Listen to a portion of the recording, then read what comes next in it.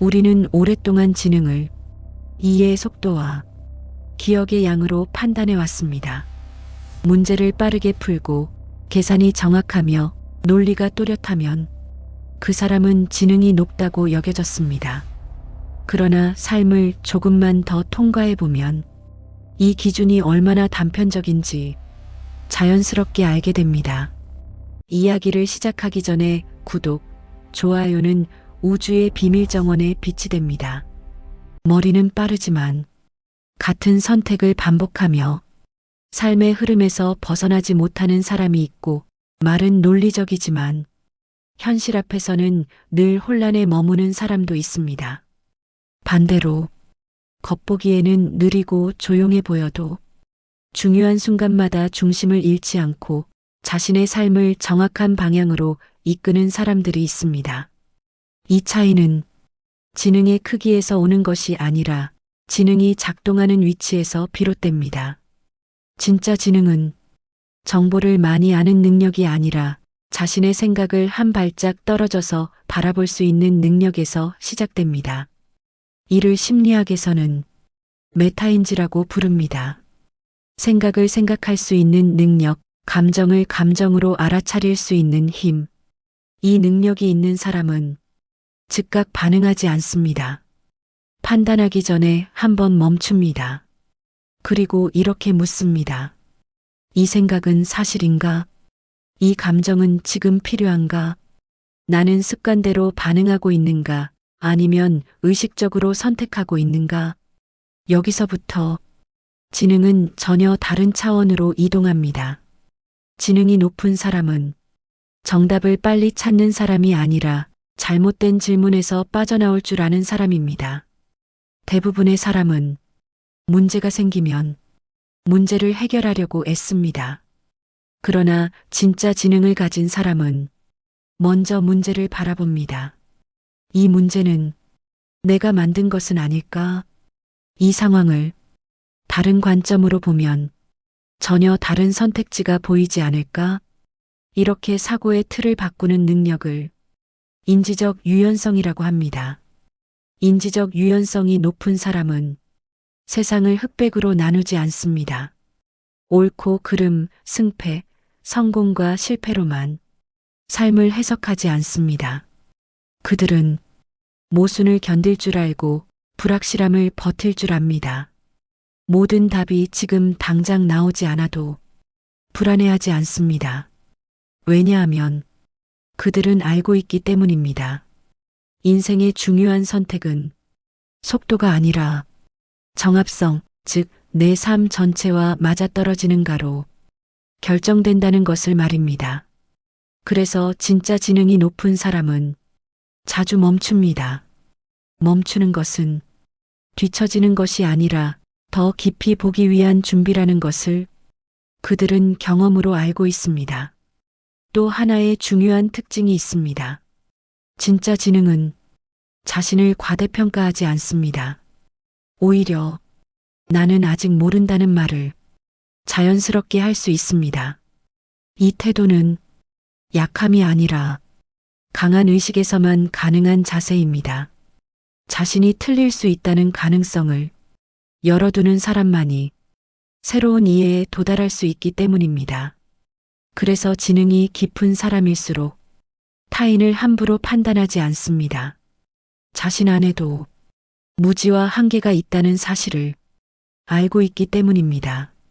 이 지점에서 지능은 윤리와 만나고 사고는 인격과 연결됩니다. 생각이 깊어질수록 말은 부드러워지고 선택은 신중해집니다. 그리고 이 모든 것의 바탕에는 하나의 공통된 능력이 있습니다. 바로 자기 통제력입니다. 지능이 높다는 것은 감정을 억누른다는 뜻이 아닙니다. 감정에 휘둘리지 않는다는 뜻입니다. 분노가 올라올 때 그 분노를 알아차리고 두려움이 생길 때 그 두려움을 숨기지 않고 바라볼 수 있는 힘, 이 힘이 있을 때 사람은 자기 삶의 주도권을 되찾습니다. 그래서 진짜 지능은 머리에서 끝나지 않고 삶 전체로 확장됩니다. 어떻게 생각하는가가 어떻게 사는가로 이어지고 어떻게 사는가가 그 사람의 존재감을 만듭니다. 이제 우리는 지능을 다시 정의해야 할 시점에 와 있습니다. 지능은 뛰어난 재능이 아니라 깨어있는 의식의 상태입니다. 많은 사람들은 멘탈이 강한 사람을 절대 흔들리지 않는 사람이라고 생각합니다. 아무 일에도 상처받지 않고 항상 담담하며 감정의 기복이 없는 사람. 그러나 이것은 멘탈의 강함이 아니라 감정을 억누르는 기술에 가깝습니다. 진짜 멘탈이 강한 사람은 흔들립니다. 아픔을 느끼고 좌절도 하고 때로는 무너집니다. 다만 한 가지가 다릅니다. 그들은 무너진 자리에 머무르지 않습니다. 심리학에서는 이 능력을 회복 탄력성, 즉 레질리언스라고 부릅니다. 회복 탄력성은 강철 같은 마음을 뜻하지 않습니다. 오히려 잘 휘어졌다가 다시 제자리로 돌아오는 유연한 힘에 가깝습니다. 이 힘을 가진 사람은 고통을 부정하지 않습니다. 괜찮다고 스스로를 속이지 않고 아프면 안 된다며 감정을 밀어내지도 않습니다. 그들은 고통을 있는 그대로 인정합니다. 그리고 이렇게 말합니다. 지금은 힘들다. 지금은 흔들리고 있다. 이 정직한 인식이 멘탈 회복의 출발점입니다. 흥미로운 사실은 뇌과학 연구에 따르면 고통을 억누를수록 스트레스 반응은 더 오래 지속된다는 점입니다. 반대로 감정을 인식하고 이름 붙일 수 있을 때 뇌는 위협 상태에서 회복 상태로 서서히 이동합니다. 즉, 멘탈이 강한 사람은 감정을 없애는 사람이 아니라 감정을 다룰 줄 아는 사람입니다.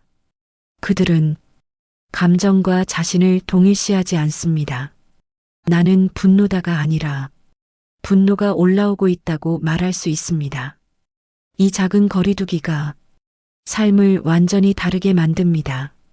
이 거리가 있을 때 사람은 반응하지 않고 선택할 수 있게 됩니다. 멘탈이 약해지는 순간은 대부분 사건 때문이 아니라 해석 때문입니다. 같은 상황에서도 누군가는 이건 끝이다라고 해석하고 누군가는 이건 과정이다라고 받아들입니다.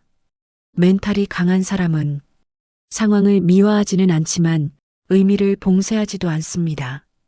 이 차이를 심리학에서는 인지적 재구성이라고 부릅니다. 사건은 바꿀 수 없어도 사건을 바라보는 틀은 바꿀 수 있다는 능력입니다. 이 능력이 있을 때 사람은 고통 속에서도 자신을 잃지 않습니다. 그리고 여기서 중요한 오해 하나를 짚어야 합니다. 멘탈이 강한 사람은 항상 긍정적인 사람이 아닙니다. 오히려 현실을 정확하게 보는 사람입니다. 희망을 강요하지 않고 불안을 부정하지 않으며 지금의 나를 있는 그대로 인정합니다. 이 태도는 자기 연민이 아니라 자기 존중에서 나옵니다. 자신을 존중하는 사람은 자신을 몰아붙이지 않습니다. 쉬어야 할 때 쉬고 도움이 필요할 때 도움을 요청합니다. 이것은 약함이 아니라 성숙함입니다. 멘탈이 강한 사람은 혼자 버티지 않습니다. 그들은 자신의 한계를 인정하고 연결을 선택할 줄 압니다. 또 하나의 중요한 특징이 있습니다. 멘탈이 강한 사람은 즉각적인 위로보다 지속 가능한 균형을 택합니다. 잠시 기분을 좋게 만드는 선택보다 삶 전체를 무너지지 않게 하는 선택을 합니다. 그래서 때로는 불편한 진실을 받아들이고 지금 당장의 만족을 내려놓기도 합니다. 이 선택의 기준은 단순합니다. 이 선택이 나를 더 온전한 사람으로 만드는가? 이 질문을 자신에게 던질 수 있을 때 멘탈은 단단해지기 시작합니다. 결국 멘탈의 강함은 의지의 문제가 아니라 방향의 문제입니다. 어디를 향해 가고 있는지, 무엇을 지키고 싶은지 알고 있는 사람은 쉽게 무너지지 않습니다. 지능이 삶의 지도를 그린다면 멘탈은 그 지도를 끝까지 들고 가는 힘입니다. 외부의 소음 속에서도 자신에게 중요한 것을 놓치지 않는 능력 그리고 멘탈은 집중력과 깊이 연결되어 있습니다.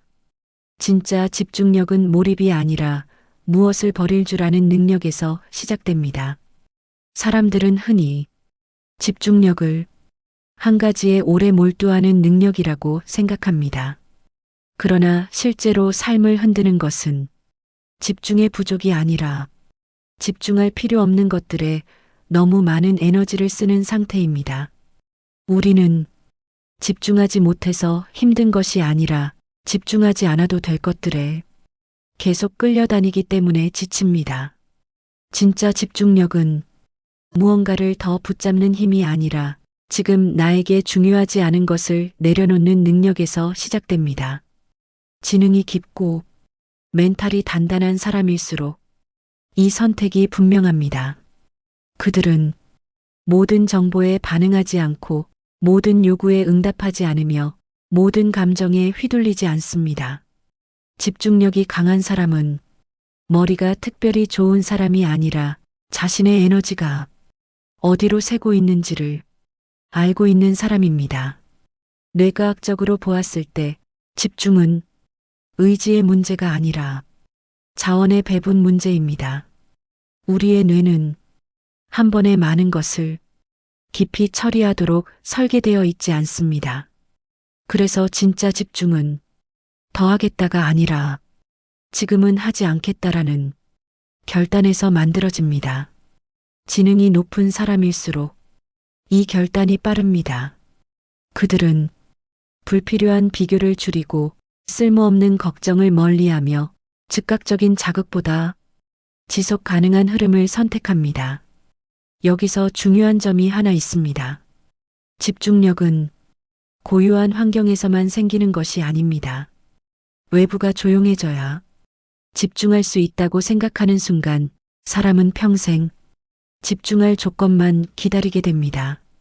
진짜 집중력은 환경을 통제하는 능력이 아니라 주의의 방향을 스스로 선택하는 힘입니다. 소음이 있어도 흔들리지 않는 사람이 있고 완벽히 조용한 공간에서도 마음이 흩어지는 사람이 있습니다. 차이는 환경이 아니라 의식의 주도권에 있습니다.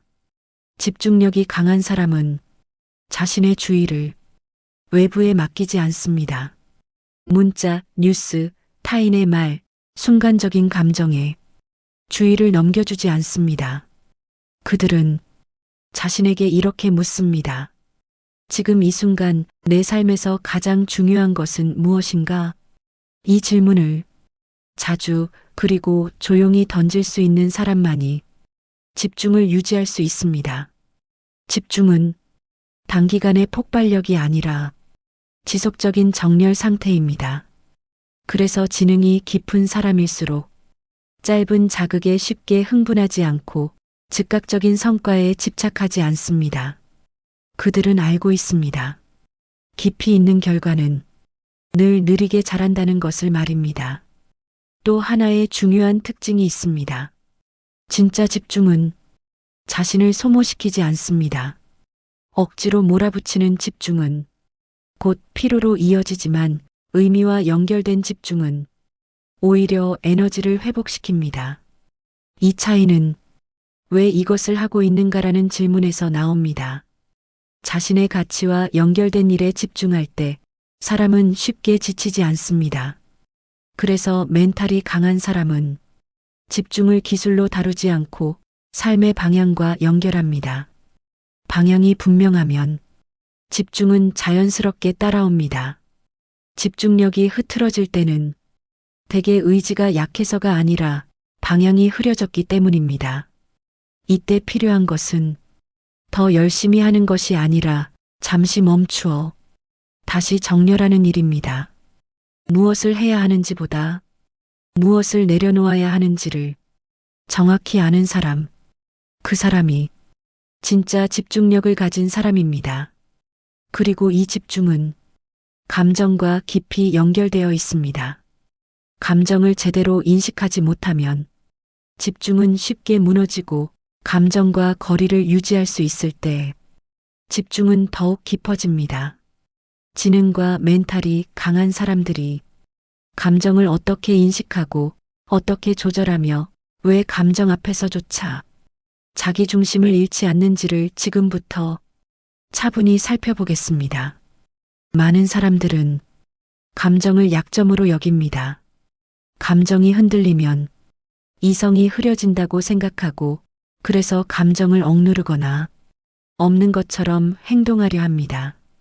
그러나 지능이 깊고 멘탈이 단단한 사람들은 정반대의 길을 택합니다. 그들은 감정을 없애려 하지 않습니다. 대신 감정을 정확히 인식하는 법을 배웁니다. 이 차이는 생각보다 훨씬 큽니다. 감정에 휘둘리는 사람은 자신이 무엇을 느끼는지도 모른 채 반응부터 합니다. 화가 나면 화로 행동하고, 두려우면 회피로 움직이며, 불안하면 조급함으로 결정을 내립니다. 반면 감정을 인식할 수 있는 사람은 감정과 자신 사이에 아주 작은 간격을 만듭니다. 나는 지금 화가 난 사람이 아니라 분노라는 감정을 느끼고 있다. 이 한 문장을 마음속으로 말할 수 있는 순간 사람은 반응에서 벗어나 선택의 자리로 이동합니다. 심리학에서는 이 능력을 정서적 자각이라고 부릅니다. 정서적 자각은 감정을 좋고 나쁜 것으로 나누는 능력이 아니라 감정을 있는 그대로 알아차리는 힘입니다. 감정이 올라오는 것을 막지 않아도 되고 억지로 바꾸려 하지 않아도 됩니다. 그저 지금 이런 감정이 있다는 사실을 인정하는 것으로 이미 변화는 시작됩니다. 흥미로운 점은 감정을 억누를수록 감정은 더 오래 머문다는 사실입니다. 반대로 감정을 인식하고 이름 붙일 수 있을 때 뇌는 위협 상태에서 안정 상태로 이동하기 시작합니다. 즉, 감정을 다룬다는 것은 감정과 싸우는 것이 아니라 감정과 거리를 회복하는 일입니다. 지능이 깊은 사람일수록 이 거리를 잘 유지합니다. 그들은 감정이 판단을 대신하도록 허락하지 않습니다. 감정은 중요한 신호이지만 결정권자는 아니라는 사실을 알고 있기 때문입니다. 그래서 멘탈이 강한 사람은 감정이 격해질수록 더 조용해집니다. 침묵은 회피가 아니라 내면의 균형을 되찾는 시간입니다. 그들은 즉각적인 말보다 잠시의 정리를 선택합니다. 그리고 이렇게 묻습니다. 이 감정이 나에게 무엇을 알려주고 있는가? 이 질문은 감정을 적으로 만들지 않고 스승으로 바꿉니다. 감정은 우리의 가치가 어디에 걸려 있는지를 보여주는 신호이기 때문입니다. 분노는 경계가 침해되었음을 알려주고, 불안은 중요한 것이 있음을 알려주며, 슬픔은 무언가 소중한 것을 잃었다는 사실을 말해줍니다. 이 신호를 읽을 수 있을 때 사람은 감정에 끌려가지 않고 감정을 활용할 수 있게 됩니다. 또 하나의 중요한 차이가 있습니다. 멘탈이 강한 사람은 자신의 감정을 타인에게 전가하지 않습니다. 저 사람이 나를 화나게 했다가 아니라 저 상황에서 내가 이런 감정을 느꼈다고 말합니다. 이 표현의 차이는 책임의 위치를 바꿉니다. 책임이 외부에 있으면 사람은 늘 흔들리지만, 책임이 내부에 있을 때 사람은 중심을 회복합니다. 감정을 소유할 수 있을 때 삶을 주도할 수 있기 때문입니다. 그래서 지능이 깊은 사람은 감정을 숨기지 않지만 감정으로 관계를 지배하지도 않습니다. 솔직하지만 절제되어 있고 공감하지만 휘둘리지 않습니다. 이 균형은 훈련 없이 생기지 않습니다. 그러나 특별한 재능이 필요한 것도 아닙니다. 하루에 몇 번이라도 자신에게 이렇게 묻는 것으로 충분히 시작할 수 있습니다. 지금 내가 느끼는 감정은 무엇인가? 이 감정은 사실에 대한 반응인가? 해석에 대한 반응인가? 이 질문을 반복할수록 감정은 점점 폭풍이 아니라 지도처럼 느껴지기 시작합니다. 그리고 이 지점에서 감정은 더 이상 집중을 방해하지 않습니다. 오히려 집중을 도와주는 신호가 됩니다. 감정을 읽을 수 있을 때 우리는 자신의 에너지가 어디에 쓰이고 있는지를 명확히 알게 됩니다.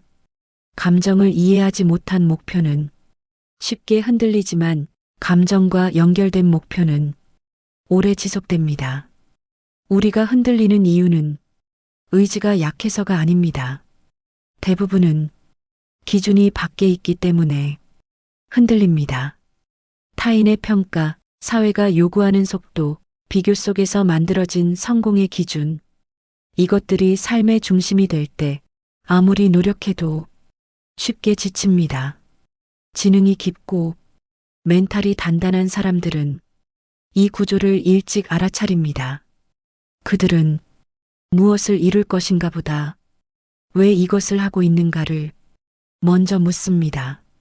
이 질문이 없는 목표는 오래가지 못합니다. 외부의 보상으로 세워진 목표는 보상이 사라지는 순간 의미도 함께 흔들리기 때문입니다. 그래서 멘탈이 강한 사람은 동기의 방향부터 점검합니다. 심리학에서는 이 차이를 외적 동기와 내적 동기로 설명합니다. 외적 동기는 인정, 보상, 지위처럼 밖에서 주어지는 힘에 의해 움직입니다. 내적 동기는 성장, 의미, 가치처럼 안에서 우러나오는 힘으로 작동합니다. 지능이 깊은 사람일수록 이 두 가지를 구분할 줄 압니다. 그리고 중요한 선택일수록 내적 동기를 기준으로 삼습니다. 이 선택은 겉으로 보기에는 느리고 비효율적으로 보일 수도 있습니다. 그러나 장기적으로 보면 이 길이 가장 멀리 갑니다. 왜냐하면 내적 동기로 움직이는 사람은 스스로를 소모시키지 않기 때문입니다. 그들은 억지로 버티지 않고 스스로를 설득하지 않으며 자신을 채찍질하지 않습니다. 대신 자신의 가치와 행동을 정렬합니다. 이 정렬이 이루어질 때 사람은 놀랍도록 안정됩니다. 해야 해서 하는 일이 아니라 하고 싶어서 선택한 일이 되기 때문입니다. 여기서 한 가지 중요하게 짚어야 합니다. 내적 기준으로 산다는 것은 현실을 무시한다는 뜻이 아닙니다. 돈, 책임, 역할을 외면하는 삶이 아닙니다. 오히려 현실을 견디기 위해서라도 내적 기준은 반드시 필요합니다. 기준이 없으면 사람은 상황에 끌려다니지만 기준이 있으면 상황 속에서도 방향을 유지합니다. 그래서 지능이 깊은 사람은 성공의 정의를 자신만의 언어로 다시 씁니다. 남들보다 앞서가는가가 아니라 내가 중요하게 여기는 것과 어긋나지 않는가를 기준으로 삼습니다. 이 기준은 타인에게 증명할 필요가 없습니다. 오히려 자신 앞에서만 정직하면 됩니다. 멘탈이 강한 사람은 자기 자신과의 약속을 가볍게 여기지 않습니다. 작은 선택 하나에도 자신의 방향성이 묻어나는지를 살핍니다. 그래서 그들의 삶에는 일관성이 생깁니다. 모든 선택이 완벽해서가 아니라 선택의 중심이 같기 때문입니다. 또 하나의 특징이 있습니다. 내적 기준이 분명한 사람은 비교에 오래 머물지 않습니다. 비교는 방향을 잃었을 때 가장 강하게 나타나는 신호이기 때문입니다. 자신의 길이 분명하면 타인의 속도는 더 이상 위협이 되지 않습니다. 이때부터 사람은 진짜 자유를 경험합니다. 무엇을 증명하지 않아도 되고 누군가를 따라가지 않아도 되며 자신의 리듬으로 살아갈 수 있게 됩니다. 이 자유는 방종이 아니라 책임과 함께 옵니다. 자신의 선택을 타인이나 환경 탓으로 돌리지 않기 때문입니다. 그래서 지능이 깊고 멘탈이 단단한 사람은 성공보다 의미가 지속되는 삶을 택합니다. 성과는 변하지만 의미는 남기 때문입니다. 내적 기준이 없는 사람은 복잡함 앞에서 혼란에 빠지지만 기준이 있는 사람은 복잡함 속에서도 질서를 찾아냅니다. 사람들은 보통 복잡한 상황을 싫어합니다. 명확한 답이 없고 옳고 그름이 분명하지 않으며 어느 쪽을 선택해도 완벽하지 않아 보일 때 마음은 쉽게 불안해집니다. 그래서 많은 사람들은 복잡함 앞에서 서둘러 결론을 내리려 합니다. 단순한 해석, 빠른 판단, 확실해 보이는 선택. 그러나 지능이 깊고 멘탈이 단단한 사람들은 이 순간에 오히려 속도를 늦춥니다. 그들은 알고 있습니다. 복잡함은 피해야 할 문제가 아니라 이해가 깊어질 신호라는 사실을 말입니다. 지능이 깊은 사람은 모든 문제에 즉각적인 답이 존재하지 않는다는 것을 받아들입니다. 그리고 이 받아들임이 사고의 질을 완전히 바꿉니다. 그들은 불확실성을 없애려 하지 않고 불확실성 안에서 머무를 수 있는 힘을 기릅니다. 이 능력은 생각보다 중요합니다. 왜냐하면 인생의 중요한 선택일수록 대개 불완전한 정보 속에서 이루어지기 때문입니다. 완벽하게 정리된 뒤에 선택할 수 있는 일은 거의 없습니다. 지금 가진 정보와 자신의 가치, 삶의 방향이 서로 어긋나지 않는지를 차분히 살핍니다. 이때 그들은 모순을 밀어내지 않습니다. 좋음과 나쁨이 동시에 존재할 수 있고 기대와 두려움이 함께 있을 수 있음을 자연스럽게 받아들입니다. 이 태도는 사고를 흐리게 하지 않습니다. 오히려 사고를 넓힙니다. 복잡함을 견디는 사람은 세상을 하나의 선으로 보지 않습니다. 원인과 결과가 단순히 연결된다고 믿지 않고 여러 요소가 서로 영향을 주고받는 구조로 이해합니다. 이를 시스템적 사고라고 부릅니다. 시스템적 사고를 하는 사람은 문제를 개인의 탓이나 하나의 사건으로 환원하지 않습니다. 상황, 관계, 흐름, 보이지 않는 조건들까지 함께 바라봅니다. 그래서 그들의 판단은 느릴 수는 있어도 얕지 않습니다. 또 하나의 특징이 있습니다. 복잡함을 견디는 사람은 자신이 모르는 것을 숨기지 않습니다. 아직 판단하기 이르다. 더 살펴볼 필요가 있다. 이 말을 할 수 있는 용기는 지능의 부족이 아니라 지능의 깊이에서 나옵니다. 서두르지 않는다는 것은 우유부단함이 아니라 삶을 가볍게 대하지 않는 태도입니다. 멘탈이 강한 사람은 불확실함 속에서도 자신을 잃지 않습니다. 왜냐하면 그들의 중심은 결과가 아니라 과정에 있기 때문입니다. 결과는 바뀔 수 있지만 사고의 품격은 사람 안에 남습니다. 그래서 지능이 깊은 사람은 단순한 해결보다 지속 가능한 이해를 선택합니다. 지금 당장의 안정보다 나중에 흔들리지 않을 구조를 더 중요하게 여깁니다. 이 선택은 눈에 띄지 않을 수 있지만 시간이 흐를수록 차이를 만듭니다. 복잡함을 견딜 수 있는 사람은 위기 앞에서도 패닉에 빠지지 않습니다. 그들은 문제가 생겼을 때 자신에게 이렇게 묻습니다. 이 상황이 나에게 무엇을 요구하는가? 지금 당장 없애야 할 것은 무엇이고 지켜야 할 것은 뭔가? 이 질문은 사람을 피해자로 만들지 않고 참여자로 만듭니다. 삶에 참여하는 사람은 쉽게 무너지지 않습니다. 복잡함을 견딜 수 있는 사람만이 삶 전체를 관통하는 의미를 발견할 수 있기 때문입니다. 의미를 중심에 둔 삶은 어떤 상황에서도 방향을 잃지 않습니다. 우리는 지금까지 지능과 멘탈의 여러 모습을 살펴보았습니다.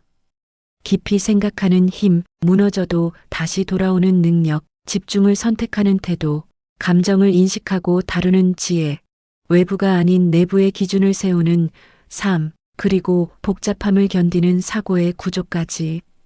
이 모든 것은 서로 다른 이야기처럼 보이지만 결국 하나의 지점으로 모입니다. 바로 의미입니다. 의미가 없는 지능은 방향을 잃기 쉽고 의미가 없는 멘탈은 쉽게 소진됩니다. 그러나 삶의 중심에 의미가 자리 잡을 때 사람은 외부의 변화에 과도하게 흔들리지 않습니다. 의미는 문제를 없애주지는 않지만 문제를 견딜 수 있는 이유를 만들어줍니다. 지능이 깊고 멘탈이 단단한 사람들은 이 사실을 삶을 통해 배운 사람들입니다. 그들은 완벽한 삶을 살지 않습니다. 실패도 하고 후회도 하며 때로는 길을 잃은 듯한 시간을 통과합니다. 그러나 그 시간 속에서도 완전히 무너지지 않는 이유는 자신이 왜 살아가고 있는지를 잊지 않기 때문입니다. 의미는 거창한 목표일 필요가 없습니다. 누군가에게는 자신답게 사는 것이고 누군가에게는 다음 세대에게 부끄럽지 않은 선택이며 또 누군가에게는 하루를 정직하게 살아내는 일일 수도 있습니다. 중요한 것은 그 의미가 타인의 기준이 아니라 자신의 언어로 정의되어 있다는 점입니다. 이 의미가 분명할수록 사람은 선택 앞에서 덜 흔들립니다. 왜냐하면 모든 선택이 하나의 방향으로 수렴하기 때문입니다. 그래서 지능이 깊은 사람은 빠른 답보다 오래 남는 질문을 택합니다.